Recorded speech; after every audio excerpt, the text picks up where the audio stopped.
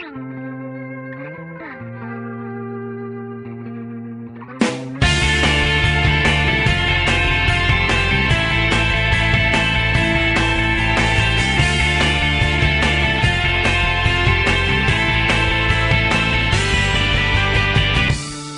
there, my name is Grant Imahara, and I'm one of the hosts of Discovery Channel's Mythbusters.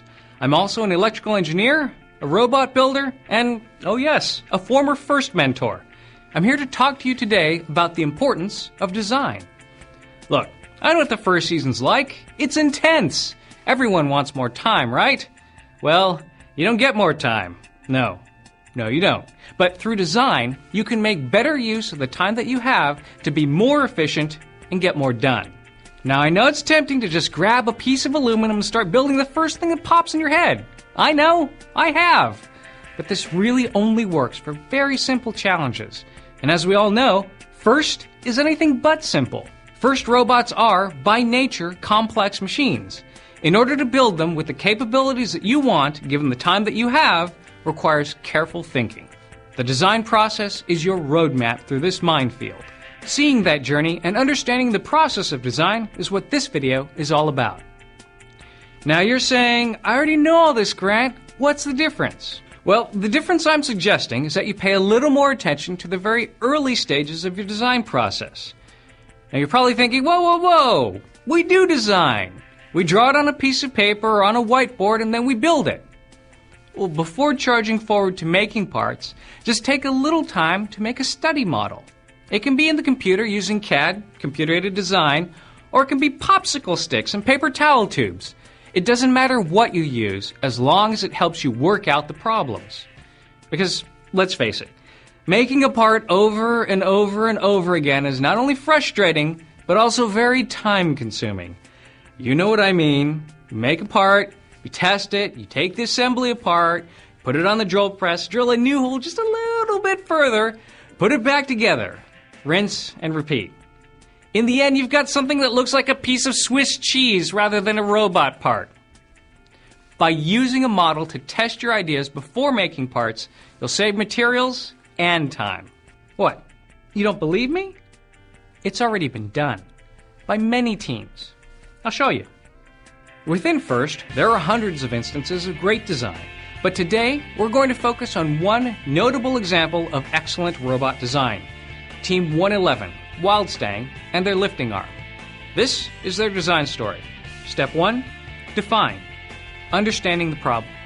The challenge was to pick up an inner tube from the floor and lift it up 8 feet using a mechanism that was limited to an initial height of only 5 feet. Their design needed to be strong, lightweight, and controllable. These requirements and constraints defined the problem that they had to solve. The team started with a review of the required geometry, called the kinematic analysis. Basically, how small did the robot have to be to begin with, how long the arm had to extend, and the types of movements required. They used hand sketches to quickly identify the critical dimensions. Based on this analysis, they established that 2 linkages connected by rotational joints could accomplish this task. Step 2, ideate. Brainstorming. As a result of their discussions and brainstorming sessions, the team decided to model their robot arm on a human arm. The robot arm would rotate along 2 axes at its shoulder and along a single axis at its elbow. They decided to make each aspect of the arm analogous to a human's, with linkages as bones and power sources as muscles. Next, they had to build what they imagined. Step 3, create. Building. Team Wildstang used the CAD approach, building their arm in the virtual sense, in the computer. But as I mentioned, you can use whatever you want to make your models. They divided the arm into its major components, the shoulder, the upper arm, and the forearm/gripping system, and assigned each part to a different subteam. These subteams worked independently to model their designs using CAD, and then put all the models together for testing. Early testing revealed that the original gripping system could hold a tube, which is good, but the tube rotated if you moved the arm too quickly, which is bad. Within the computer, they then easily moved around the pivot points until the arm had better range of motion and a stronger grip. The whole time they kept plugging away at the models to improve performance. See, they did all their testing in CAD and solved the problem virtually before any of the parts were actually made. Their computer corrections solved the real-world problems. Now that their virtual design was working great in the computer, it was time to make the parts and put the robot together. Step 4. Solve. Manufacturing.